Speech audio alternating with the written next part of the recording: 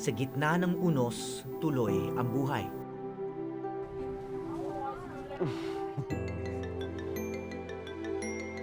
May mga sanggol na mapalad na nakaligtas matapos bayuhin ng bagyong Yolanda ang Leyte.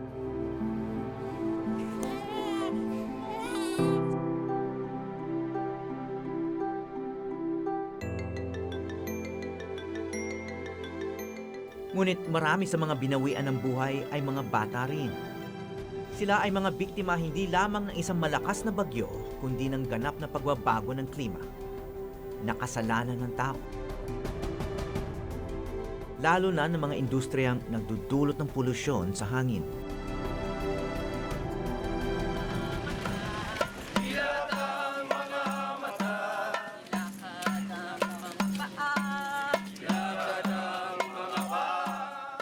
Sa ngalan ng mga nasawi, nagsama-sama ang mga mulat na sa mga epekto ng wasak na klima upang humingi ng katarungan. Isang sigaw na nakarating sa kabilang panig ng mundo.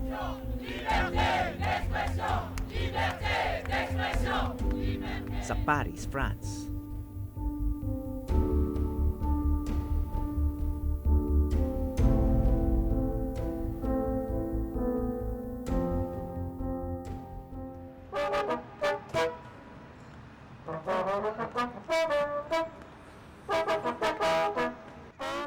Karaniwang bahagi sa lansangan ng Paris ang musika at ang iba pang sining.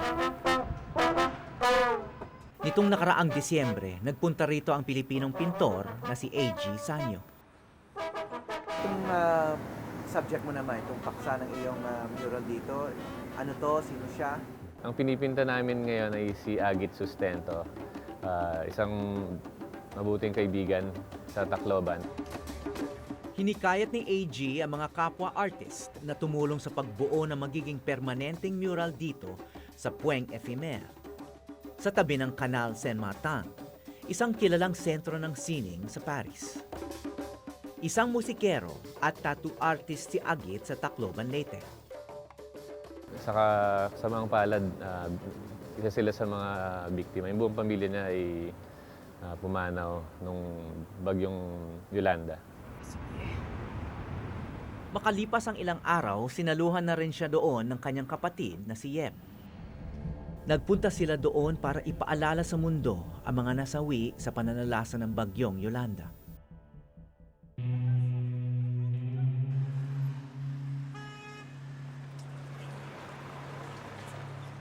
Ngunit naabutan nilang nagluluksa rin ang mga tao sa Paris. At 13 na Nobyembre sa taong yon nang magpasabog ang mga terorista ng ISIS sa iba't ibang lugar sa lungsod. 130 tao ang napatay.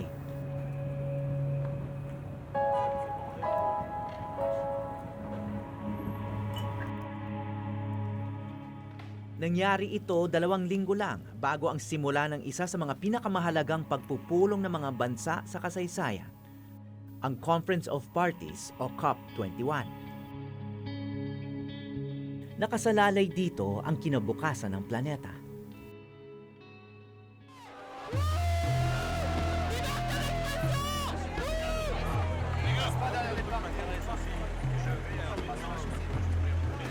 Pinapalis na tayo rito. Galing sila sa malayo. Ngayon. Ayan, pinapalis na tayo. Ngunit dahil sa naganap na terorismo, nanganib itong hindi matuloy. Ano ba yung mga unang reaction nyo? Parang matutuloy ba o hindi? Takot, no? Malaking reaksyon yon ng marami. Kahit kami dito sa Pilipinas, no? Yung halimbawa dito sa galing sa Ateneo, marami kaming kasama sa Philippine delegation. So takot, may lungkot din kasi of course lungkot na lungkot sa mga namatay sa terorismo na yun. Pero malungkot din para sa climate change kasi inaasahan namin na magkaroon ng malaking demonstrations.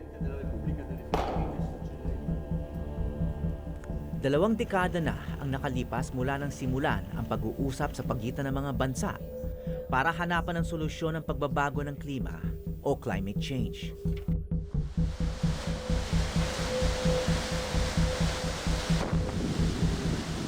Mga super typhoon tulad ng Haiyan o Yolanda ang isang idinudulot ng climate change. Sa kabila ng libo-libong nasawi, magkakaisa na kaya ang mundo para labanan ito?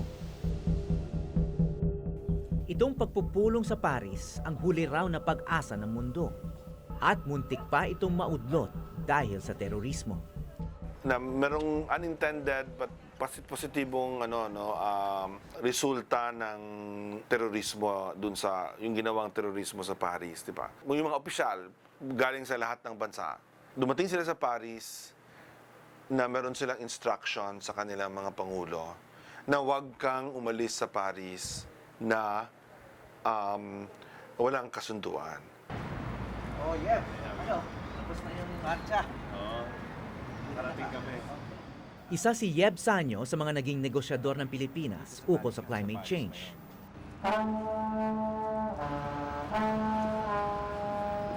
Ngayon nasa lansangan na lang siya kumikilos at nag-uudyok sa mga malalaking bansa na makiisa sa laban niya.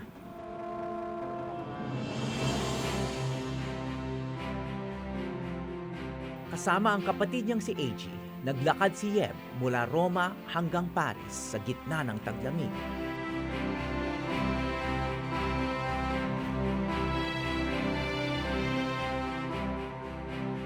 Upang ipaglaban ang katarungan para kay Agit at sa lahat ng naging biktima ng climate change.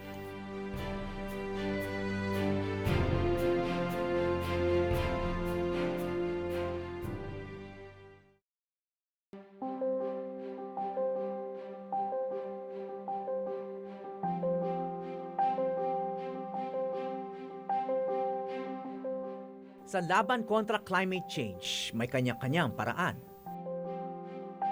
Para sa magkapatid na Sanyo, ang pagmarcha o pilgrimage mula Italy hanggang France ang napili nilang paraan.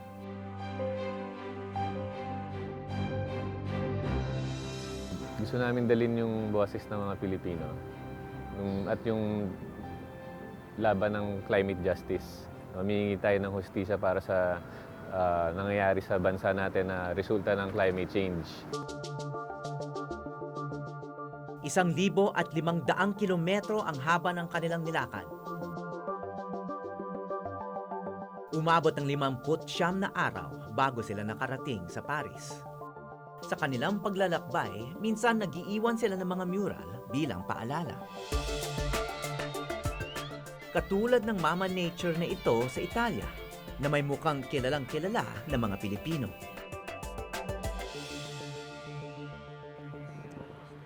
About a week. Yeah.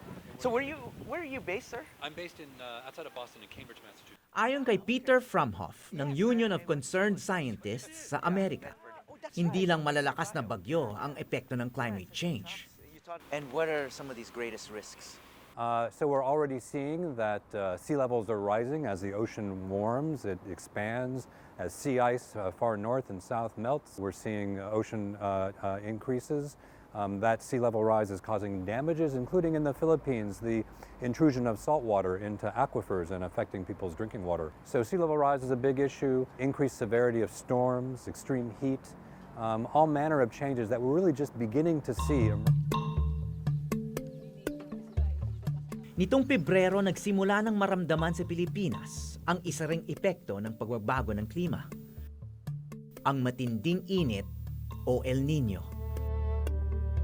Damang-dama ito sa Mindanao, lalo na sa Bukidnon, kung saan nagkabitak-bitak sa tuyo ang mga sakahan.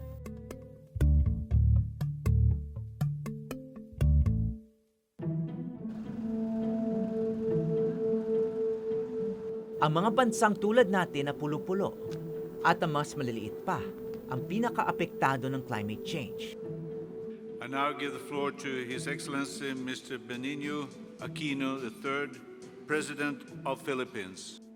Kaya naman malaki ang ating delegasyon sa COP21 sa Paris. Since 2010, on an annual basis, climate injustice has claimed more than 50,000 lives from the V20 countries. And this number will increase exponentially in the near future. Dating Climate Change Commissioner ng bansa si Yeb Sanyo at ngayon Executive Director na ng Greenpeace Southeast Asia. Thank you, Philippines. Sa isa pang pandaigdigang pagpupulong sa war sa Poland noong taong 2013, Sir President, in the midst of this tragedy, one tumatak ang panawagan ni Yeb sa buong mundo. Super Typhoon Haiyan, perhaps unknown to many here, made landfall in my own family's hometown. And the devastation is staggering. Kadadaan lang ng Typhoon Haiyan o Yolanda sa Tacloban, kung saan naabutan si AG. Up to this hour, I agonize, waiting for word to the fate of my very own relatives. What gives me renewed strength and great relief is that my own brother has communicated to us and he had survived the onslaught. In the last 2 days, he has been gathering bodies of the dead with his own 2 hands. Dito niya rin binigkas sa mga salitang nagsilbing gabay para sa kampanya sa climate justice. If not us, then who? If not now, then when? If not here, then where? But here, in Warsaw, we may very well ask these same forthright questions. What my country is going through as a result of this extreme climate event is madness. The climate crisis is madness. In-English lang ni Yeb ang matagal ng bansag ng mga aktivista sa Pilipinas. Kung hindi tayo kikilos, sinong kikilos? Kung hindi ngayon, kailan pa?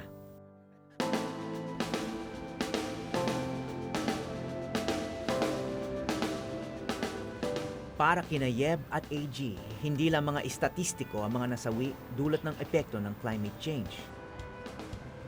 Sila ay mga taong may mga pangarap at talento, katulad ng kaibigan na lang si Agit Sustento ng Tacloban.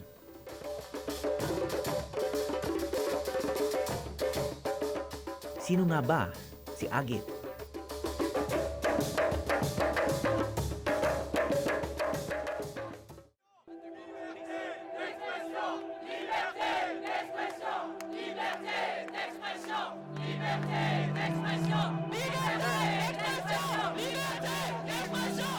Noong nasa Paris pa kami, madalas mabanggit maging ng mga banyaga ang Haiyan at Leyte bilang babala sa ibang bansa at komunidad. Kailangan na raw magbago ang pamumuhay ng tao, lumayo sa mga mapanganib na lugar upang hindi pa ulit-ulit maging biktima ng wasak na klima. Adaptation, ika nga. Kaya tumungo kami sa Leyte ni Yeb upang silipin kung may pagbabago nga. Nasa Leyte kami ng aking docu-team 2 buwan matapos itong bayuhin ng bagyong Yolanda. Sariwa pa noon ang pananalasa ng bagyo, pero ganun pa man marami sa kanilang nais pa rin balikan ang kanilang mga tahanan sa mga naging no-build zone na. Hindi pa rin kaligtasan ang iniisip ng iba. Alam mo ba yung maganda dito po? Kaya ayaw kong umalis. Bakit po? Yung early sunrise, ang sarap. Nandyan yung sun, tapos mayroon kang bay, kakapiga. Or early in the morning, umisidlip yung moon. Talaga ang sarap. Tapos ilalagay nila ako sa ibang kong bahay.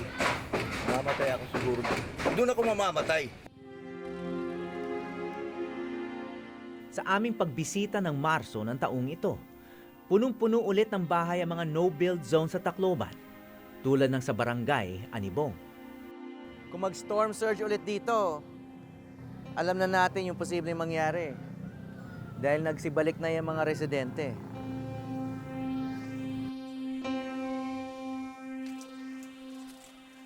Mapanganib man, pinipili pa rin ng marami ang manatili malapit sa dagat dahil naroon ang kanilang kabuhayan. Anila, kapag may abiso ng paglikas, susunod na sila. Hanggat walang bagyo, business as usual muna. Ngunit paano nga ba makukumbinsing lisanin ng mga tao ang lugar kung nasaan ang kanilang kabuhayan?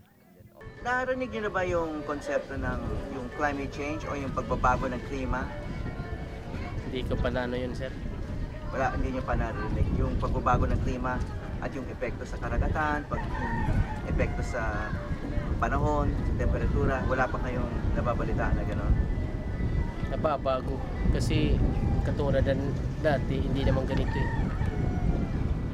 Ngayon, madalas yung malakas yung init, yung init ng araw.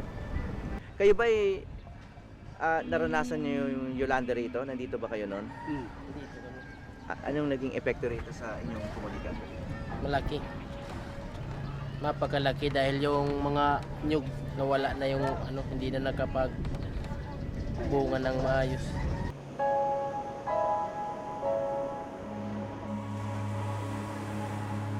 Ang kinatatakutan ng mga bansa sa Paris na epekto ng bagong klima, nagaganap na sa atin. Alam mo, isang realization namin sa paglalakbay na yon, sa maraming bansa sa Europa, marahil sa Amerika, pag sinabing climate change, baka magpabawas lang sila ng konting damit, no, na panglamig tuwing winter kasi umiinit yung kanilang winter at nagiging mas mild. Pero sa atin, pag sinabing climate change, gutom, dilubyo, merong namamatay, at saka talagang grabe, no? Yung kinabukasan mismo yung naapektuhan natin. Maliban sa pagsuri ng kalagayan dito ng mga komunidad, may mas personal kaming misyon sa Leyte. Kinamusta namin ang 2 kapatid ni Agit. Ang tanging nakaligtas sa 7 miyembro ng pamilya sustentong nakatira sa tahanan nila sa Tacloban nung tumama ang bagyong Yolanda. Binalikan namin ang kanilang bahay na tuluyan na nilang inabandona.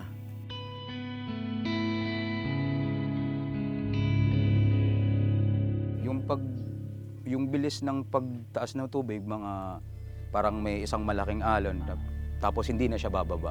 Tapos isa na naman. Si tatay nakita ko, nalunod siya, tapos umangat na naman, tapos nalunod, tapos hindi na siya. Wala na. Tapos nadadala kasi ako. Masyadong malakas pa rin yung current. So, since mabigat yung nanay ko, nadadala pa rin ako. Tapos, yun na para napag-isipan ko na if I will continue to hold on to my mother, mamamatay din ako. Tapos, if I let her go, mabubuhay ako, pero is it really worth it na mabuhay ka? If your parents, if your mother is not with you anymore. Pero, yun, I made the hardest decision of my life. I let her go. Tapos, yun na. Doon na lang ako sa steel trusses umupo. Tapos humupa na yung baha. May taong tumulong sa akin na bumaba ako sa water tank. Tapos I stayed there sa Radyo Diwa for an hour. Tapos lumabas na rin. So yun, nakita na kami ni Kuya.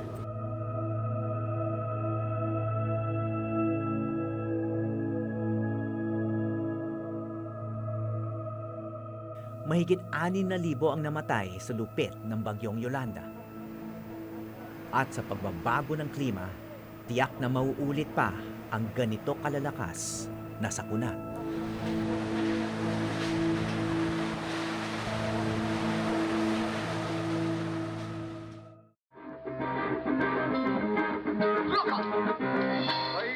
Isang musikero at tattoo artist si Agit Sustento. He has done his part to relive the Filipino culture through his passion for tattoos, music, tsaka yung mga choices niya in life. Yung kultura natin, it has greatly affected, influenced his choices also. So, bakit siya tinawag na mandirigma? tinawag daw siyang mandirigma kasi he fought na para magkaroon ng presensya yung fading na kultura ng Pilipino. Wala na si Agit, napabilang sa mga nasawi sa paglamon ng malaking tubig ng bagyong Yolanda sa Tacloban. Hindi lang kalikasan na may gawa nito. Ang paggamit natin ng langis at iba pang fossil fuels ang isang pangunahing sanhi ng pagkawasak ng ating klima.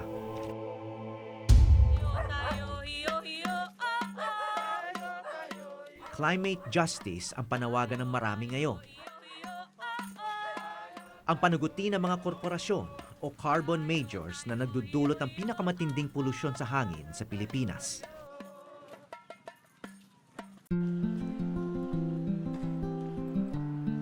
Sa Paris, habang nagpupulong ang mga pinuno ng mga bansa, ang petisyon na inihain ng Greenpeace Southeast Asia at Philippine Rural Reconstruction Movement ay nabigyan na ng kasagutan. Hinihingi sa petisyon na imbestigahan ng 50 multinational na kumpanyang kilala na malaking gumagamit ng fossil fuels na may mga operasyon sa Pilipinas. Thus, we will be conducting a public inquiry as triggered by this petition. The scope, elements, and method of inquiry will be announced in the Philippines on International Human Rights Day upon approval of our Commission en banc after we return to Manila. Samantala, nagkasundo sa Paris sa wakas ang halos 200 bansa na umaksyon para hindi na tumaas ng 1.5 degrees Celsius ang temperatura ng planeta. Sa kabila ng pirmahan ng kasunduan, kanya-kanyang pagpapatupad pa rin ng bawat bansa at walang parusa sa mga hindi susunod. Malapit lang pala sa Tacloban ang napag-alaman naming isang solusyon sa climate change. Sa unang tingin, para siyang karaniwang planta ng enerhiya. Ngunit ang enerhiyang galing dito ay hindi nagdudulot ng matinding polusyon o climate change. Ito ang Leyte Geothermal Production Field sa Ormoc, ang pangalawa sa pinakamalaking planta ng geothermal energy sa mundo. Ang enerhiya mula rito ay renewable. Kaunting bahagi lang ng usok na lumalabas ay may carbon dioxide, hindi tulad ng mga planta ng coal. Sa ngayon, 30% na ng kuryente sa Visayas ay galing sa geothermal at kaya pa itong dagdagan. Di hamak na mas malinis ang enerhiya na galing sa geothermal, solar at iba pang renewables na maaring pakinabangan sa atin. Ngunit kulang pa rin sa suporta sa ating lipunan. Sa Paris, nangako ang Pilipinas na babawasan ng 70% ang carbon emissions nito bago sumapit ang taong 2030. Ngunit kasabay ng pangakong ito, nagbigay rin kamakailan ng gobyerno ng pahintulot sa mga pribadong kumpanya na magpatayo ng 23 pang planta ng coal, ang pinakamaruming fossil fuel. Mura raw kasi ang coal at dahil kulang sa enerhiya ang maraming lugar sa bansa, ito ang mas binigyan ng prioridad. Hello, hi. Howie Severino. Pleased to meet you, Mr. Vice President. Yes. Sa ibang bansa, mulat na ang publiko sa masasamang epekto ng coal. Is in my country, and I see this beginning to happen in the Philippines as well. The people who live near the sites of these coal-burning plants are no longer content to suffer from the terrible air pollution that is caused by them. Isa sa mga namumuno sa laban sa climate change si Al Gore, ang dating vice-presidente ng Amerika na kamakailan ay bumisita sa Pilipinas at dumayo rin sa Leyte. China's making a dramatic change away from coal, partly to keep the climate commitments, but probably even more so because they cannot endure the suffering that comes from all this air pollution. Naniniwala si Al Gore at ibang nananaliksik na kung susuportahan lang ng mga pamahalaan, matutugunan ng renewable energy ang pangangailangan ng mundo.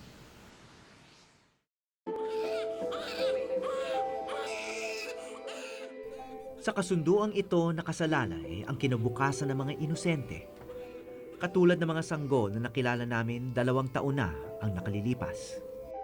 Ipinanganak sa Leyte sa panahon ng krisis. Binisita namin sila ulit nitong Marso. At mukha naman silang malusog. Ang ina ni Mark Nelson ay hindi niya nakasama. Namasukan na siya bilang kasambahay.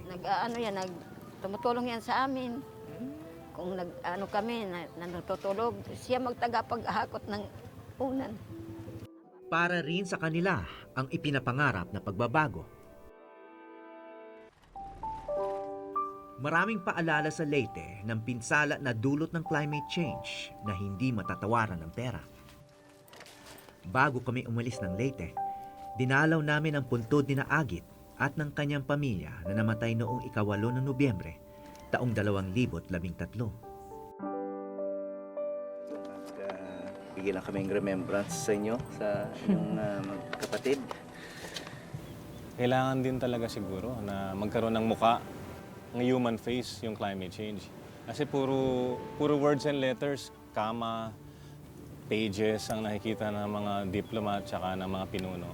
At natutuwa kami dahil nagkaroon tayo ng pagkakataon na mag-iwan ng alaala ni Agit doon sa Paris. Na alam naman nating aalagaan yun ng mga kaibigan natin doon. At magiging simbolo nga yun nitong patuloy nating paglalakbay.